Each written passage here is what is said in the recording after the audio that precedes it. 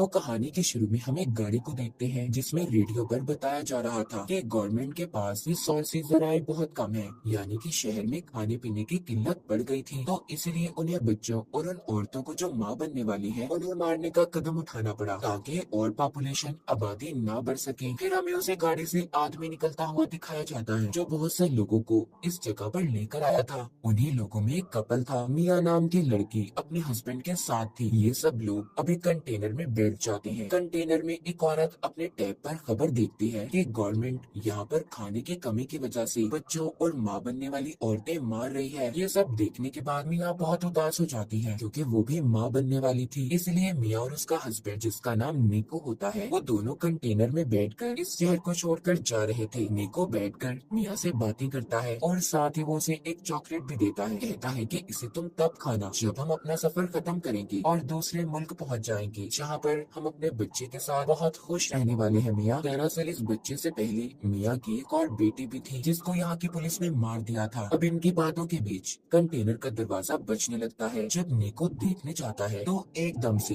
दरवाजा खुल गया था। अंदर और भी बहुत से लोग आते हैं। इस कंटेनर में बहुत सारे लोग जमा हो गए थे, इसीलिए बाहर खड़ा आदमी जिसके हाथ में गन थी वो कहता है कि आधे लोग बाहर आ जाओ, हमारा दूसरा कंटेनर आ रहा है, बाकी उसमें जाएंगे। तभी निको को भी उन लोगों के बीच में गन दिखाकर निकाल लिया जाता है। मिया कंटेनर के सुराग से देखती है निको को 107 नंबर के कंटेनर में भेजा जा रहा था। निको मिया से फोन पर बात करता है। वो उससे कहता है फिक्र नहीं करो, हम दोनों एक ही जगह पर जा रहे हैं, हम इकट्ठे हो जाएंगे। बस तुम इस सफर के दौरान अपना और मेरे बच्चे का ख्याल रखना और इर्द गिर्द किसी भी इंसान पर भरोसा मत करना। मिया का कंटेनर चलने लगता है। रास्ते में वो देखती है गवर्नमेंट की पुलिस बाहर औरतों को जमा करके जो खास तौर पर माँ बनने वाली है उन्हें मार रही होती है। कुछ देर के बाद कंटेनर रुक जाता है। मिया सुराग से देखती है कुछ ऑफिसर्स ने कंटेनर को तलाशी के लिए रोक लिया था। अब कंटेनर को खोलकर जब चेक किया जाता है तो वो उन्हें पूरा खाली मिलता है। दरअसल इस कंटेनर के अंदर छुपने की खुफिया जगह थी,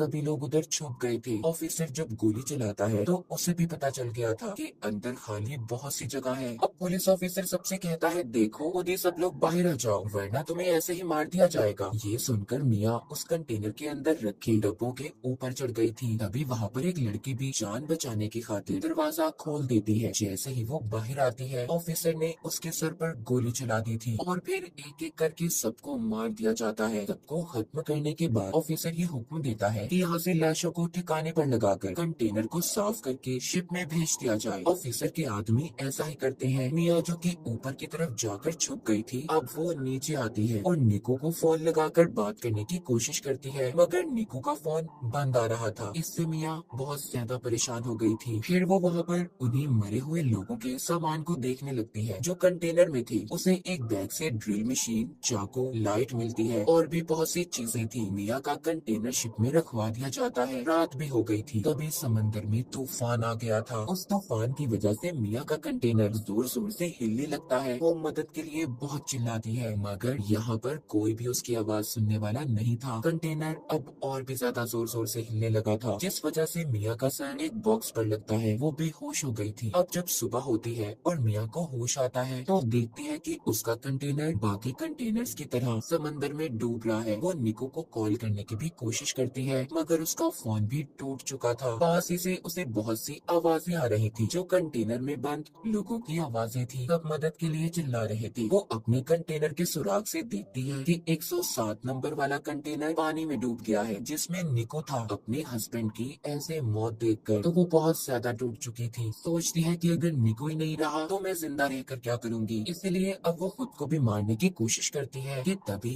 उसे अपने बच्चे का एहसास होता है। वो अपने बच्चे के बारे में सोचने लगी थी, इसलिए मरने का इरादा बदल लेती है। वो ये सोचकर खुश हो रही थी कि बहुत जल्दी इस दुनिया में उसका और निको का बच्चा आने वाला है। यही सोचते सोचते वो सो जाती है। अब जब सुबह को वो उठती है उसके कंटेनर में पानी भरने लगा था। वो डूब रही होती है।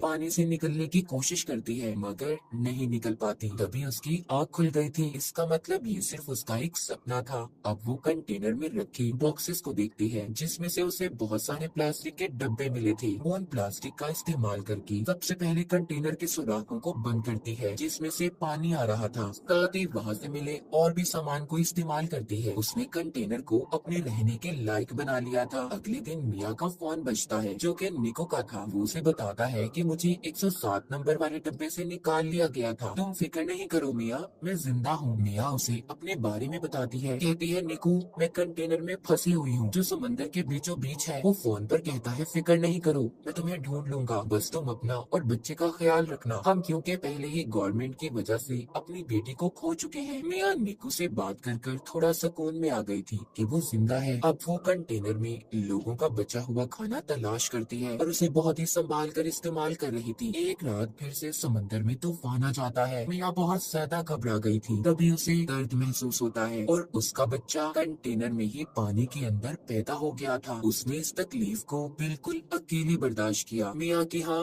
बेटी हुई थी जिसे देखकर वो बहुत खुश होती है। उसने उसे अपने गले लगा लिया था। वो अपने बेटे का बहुत ख्याल रखती है। आहिस्ता आहिस्ता मिया भी ठीक हो गई थी मगर अब उसके पास पड़ा खाना भी खत्म होने लगा था। वो सोचती है कि आखिर कब तक वो ऐसे ही इस कंटेनर में बंद रहेगी। तभी उसे अपने सामने पड़ी ड्रिल मशीन नजर आती है। ये उस मशीन को लेकर कंटेनर के ऊपर रास्ता बनाने की कोशिश करती है। तभी इसकी बेटी भी रोने लगी थी। ये नीचे आती है और अपनी बेटी को संभालती है। अगले दिन फिर से ये रास्ता बनाने का काम करती है मगर अब ड्रिल मशीन भी बंद हो गई थी। मिया ने गुस्से में उस मशीन को फेंक दिया था। तब इसे चाकू नजर आता है। ये अब उस चाकू का इस्तेमाल करती है मगर चाकू भी टूट गया था। मिया देखते हैं कि उसके पास अपना पीने के लिए पानी बचा था और न खाने के लिए खाना। उसकी हालत बहुत ज्यादा खराब थी। वो बेहोश हो जाती है। उसे अपनी बेहोशी की हालत में अपनी बेटी नजर आती है जिसको गवर्नमेंट ने मार दिया था। उसे अपने पास निको भी महसूस होता है जो उससे बस यही कह रहा था, मिया इसमें तुम्हारी कोई गलती नहीं, तुमने हर कोशिश की। कि तभी मिया के मुंह पर बारिश का पानी गिरता है। उसे होश आ गया था। वो अब एक कपड़े को फंसाकर कंटेनर के उस हिस्से को खींचती है जिसमें उसने सुराख किए थे। मिया की मेहनत रंग ले आई थी। रास्ता खुल जाता है। वो पहले तो डब्बों में पीने के पानी को जमा करती है। फिर जब वो बाहर आती है तो देखती है उसका कंटेनर समंदर के बीचों बीच था जहाँ पर दूर दूर तक उसे कोई भी नजर नहीं आता। वो अब अपनी बेटी को लाकर आसमान और समंदर दिखाती है। कहती है हम यहाँ से जरूर निकलेंगे। तभी उसे समंदर में मछलियाँ नजर आती हैं। मिया को ये देखकर एक आइडिया आता है। वो मछलियाँ पकड़ने वाला एक कांटा बनाती है जिससे वो मछलियाँ पकड़ने की कोशिश कर रही थी मगर उससे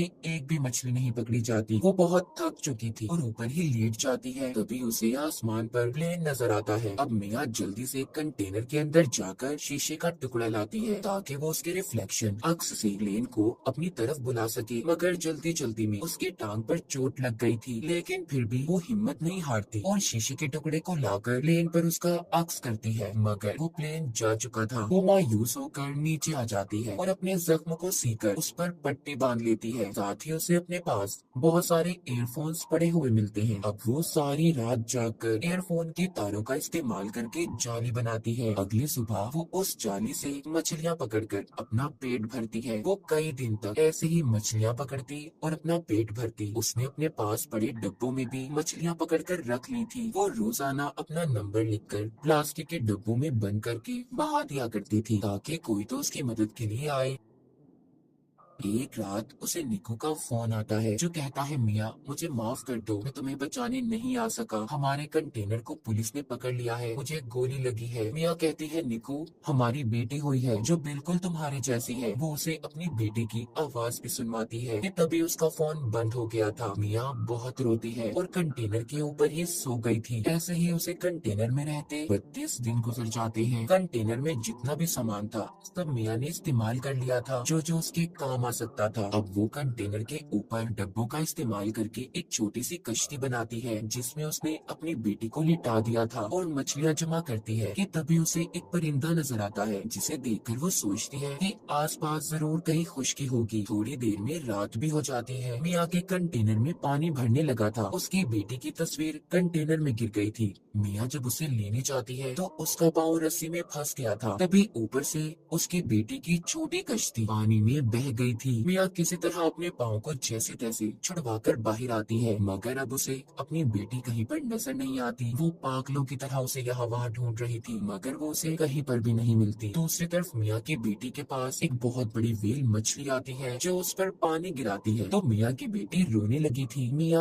अब उसकी आवाज सुनकर तैर कर उसके पास पहुँचती है और अपनी बेटी से कहती है, मैं सिर्फ तुम्हारी वजह से जिंदा हूँ, असल में तो तुमने मुझे बचाया है। इतना कहकर मिया उसी कश्ती का सहारा लेकर सो जाती है। जब सुबह होती है और मिया की आँख खुलती है तो वो डब्बा खोलकर एक मछली खाती है जो उसने कश्ती के साथ डब्बे बांधे हुए थे। मिया अपनी बेटी को देखकर कहती है, हमने वो सब किया जो हम कर सकते थे, असल में तुमने मेरी जान बचाई है। तभी मिया आसमान पर कुछ परिंदे देखती है, वो उनके लिए मछलियाँ फेंकती है। उसके इर्द गिर्द बहुत सारे परिंदे जमा हो गए थे। तभी दूर से बोट कश्ती में एक लड़की की नजर उन परिंदों पर पड़ी थी। वो अपने डैड को अपनी बोट वहाँ पर ले जाने का कहती है। जब ये उधर आते हैं तो इन्हें मिया की बेटी मिलती है। वो लड़की उस कश्ती को देखकर सोचती है कि आखिर इतना प्यारा बच्चा वो भी पानी में किसी ने कैसे छोड़ दिया। तभी उन्हें मिया की बेटी की कश्ती के साथ एक रस्सी बंधी हुई नजर आती है। जो वो उस रस्सी को खींचते हैं जिसमें से मिया बाहर आती है। उसने दरअसल उस रस्सी को अपने बाजू से बांध लिया था। वो मिया को ऊपर खींचते हैं। लड़की उसे बचाने की कोशिश करती है क्योंकि मिया बेहोश हो चुकी थी। वो लड़की मिया को किसी तरह होश में लाने की कोशिश करती है, मगर मिया का सांस पानी में रहने की वजह से बंद हो गया था। जब मिया